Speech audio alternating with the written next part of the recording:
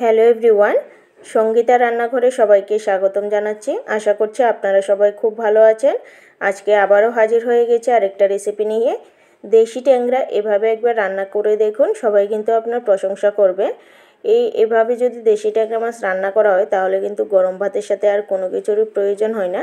তাহলে চলুন বক বক না করে শুরু করা যাক আমার আজকের রেসিপি। আমি এখানে 500 গ্রাম ট্যাংরা মাছ নিয়েছি। মাছগুলিকে আমি ভালোভাবে কেটে ধুয়ে পরিষ্কার করে নিয়েছি। এখন মাছটাকে আমি ম্যারিনেট করে নেব। তার জন্য দিয়ে দিচ্ছি নুন আর দিয়ে দিচ্ছি হলুদ গুঁড়ো। এখন নুন আর হলুদটাকে খুব ভালোভাবে আমি মাছটার সাথে মেখে নেব। মাছটাকে মেখে আমি 10 মিনিটের জন্য রেস্টে রেখে দেব। মাছটাকে আমি খুব ভালোভাবে মেখে নিয়েছি।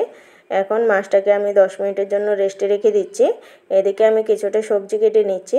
তার জন্য নিয়েছি দুটো বেগুন আর দুটো টমেটো। আমি এখানে চিকন দেখে বেগুন নিয়েছি, আপনারা মোটা সাইজের বেগুনও নিয়ে রেসিপিটাকে বানাতে পারেন। আমি এখন বেগুনটাকে কেটে নিচ্ছি। আমি এভাবে 2 টুকরো করে কেটে নিয়েছি। আপনারা মোটা বেগুন হলে 4 টুকরো করে কেটে নেবেন। বেগুনটাকে কেটে আমি জলের মধ্যে ভিজিয়ে রেখেছি, নাহলে বেগুনটা কালো হয়ে যাবে। এখন এদিকে আমি টমেটোগুলিকেও কেটে নেব। তো টমেটোগুলিকেও আমি এভাবে কুচি কুচি করে কেটে নিচ্ছি।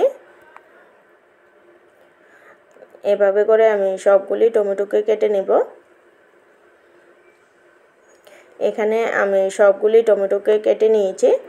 এখন একটা মশলার পেস্ট আমি বানিয়ে নেব। তার জন্য মিক্সিং জারে দিয়ে দিচ্ছি পেঁয়াজ কুচি, দিয়ে দিচ্ছি 7 থেকে 8টা লঙ্কাটা অবশ্যই আপনাদের পছন্দ মতো কমিয়ে বা বাড়িয়ে দেবেন। দিয়ে দিচ্ছি জিরে গুঁড়ো আর ধনে গুঁড়ো, দিয়ে দিচ্ছি কাশ্মীরি লঙ্কার গুঁড়ো, আর এখান থেকে কিছুটা টমেটো কুচি আমি এর মধ্যে দিয়ে দিচ্ছি। এখন সবগুলিকে আমি একটা মিহি পেস্ট বানিয়ে নেব। মশলাটাকে আমি একটা পেস্ট বানিয়ে নিয়েছি। এখন চলে যাচ্ছি মূল রান্নায়। চুলাতে আমি কড়াই একটা গরম হতে বসিয়ে দিয়েছি। এখন কড়াইটা গরম হয়ে যাওয়ার পর আমি এর মধ্যে সর্ষের তেল দিয়ে তেলটাকে খুব ভালোভাবে গরম করে নিয়েছি। এখন এর মধ্যে সামান্য একটু নুন দিয়ে দিয়েছি, তাহলে মাছগুলি আর কড়াতে লেগে যাবে না। এখন আমি মাছগুলিকে অল্প অল্প করে ভেজে নিচ্ছি। আমি একেবারে দিচ্ছি না, আমি দুবারে মাছগুলিকে ভেজে নিচ্ছি। মাছের এক পিঠ ভাজা হয়ে যাওয়ার পর অপর পিঠটাকেও আমি উল্টে নিচ্ছি। এভাবে উল্টে পাল্টে আমি মাছগুলিকে লাল লাল করে ভেজে নেব। মাছগুলিকে আমি লাল লাল করে ভেজে নিয়েছি। এখন এগুলিকে আমি একটা প্লেটে তুলে রেখে দিচ্ছি। এভাবে করে আমি বাকি মাছগুলিকেও ভেজে নেব। এখানে আমার সবগুলি মাছ ভাজা হয়ে গেছে। এখন সবগুলিকে আমি একটা প্লেটের মধ্যে তুলে নিচ্ছি। এখন একই তেলের মধ্যে আমি বেগুনগুলিকে ভেজে নেব। তো আমি এখানে টুকরো করে রাখা বেগুনগুলি দিয়ে দিচ্ছি, আর দিয়ে দিচ্ছি সামান্য একটু নুন, আর দিয়ে দিচ্ছি হলুদ গুঁড়ো। এখন নুন আর হলুদটাকে আমি বেগুনটার সাথে খুব ভালোভাবে মিশিয়ে নেব। এখন বেগুনটাকে আমি লাল লাল করে ভেজে নেব। বেগুনটাকে আমি লাল লাল করে ভেজে নিয়েছি। এখন এগুলিকে আমি একটা প্লেটে তুলে নিয়েছি। এখন একই তেলের মধ্যে ফোড়নে দিয়ে দিচ্ছি কালো জিরে। ফোড়নটা ভাজা হয়ে যাওয়ার পর দিয়ে দিচ্ছি পেঁয়াজ কুচি। আমি একটা ছোটো সাইজের পেঁয়াজকে কুচিয়ে নিয়েছি। এখন পেঁয়াজটাকে দিয়ে আমি কিছুক্ষণ সময় ধরে পেঁয়াজটাকে ভেজে নেব। পেঁয়াজটা ভাজা হয়ে যাওয়ার পর দিয়ে দিচ্ছি পিষে রাখা মশলাটা। এখন এর মধ্যে দিয়ে দিচ্ছি পরিমাণ মতো নুন, আর দিয়ে দিচ্ছি হলুদ গুঁড়ো। এখন নুন আর হলুদটাকে মশলাটার সাথে ভালোভাবে মিশিয়ে নিচ্ছি। এখন মশলাটাকে কিছুক্ষণ সময় ধরে কষিয়ে নেব।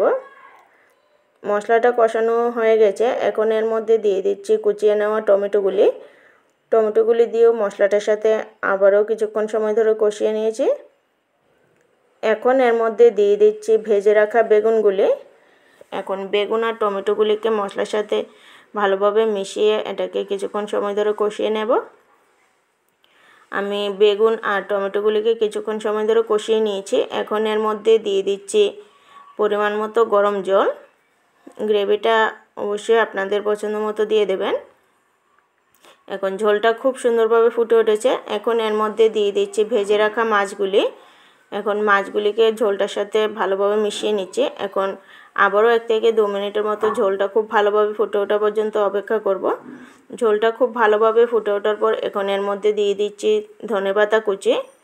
ধনেপাতা কুচিটা দিয়ে নাড়াচাড়া করে আমি একটা প্লেটে নামিয়ে নিচ্ছি। এভাবে একবার বাড়িতে ট্রাই করবেন, খেতে কিন্তু অসাধারণ লাগে। আমার আজকের এই রেসিপিটা যদি ভালো লেগে থাকে একটা লাইক করে দেবেন, আমার চ্যানেলটাকে সাবস্ক্রাইব করে আমার পাশে থাকবেন। আজকের জন্য এতটুকুই, আবারও ফিরে আসছি নতুন একটা ভিডিও নিয়ে। ততক্ষণের জন্য সবাই সুস্থ থাকবেন, ভালো থাকবেন।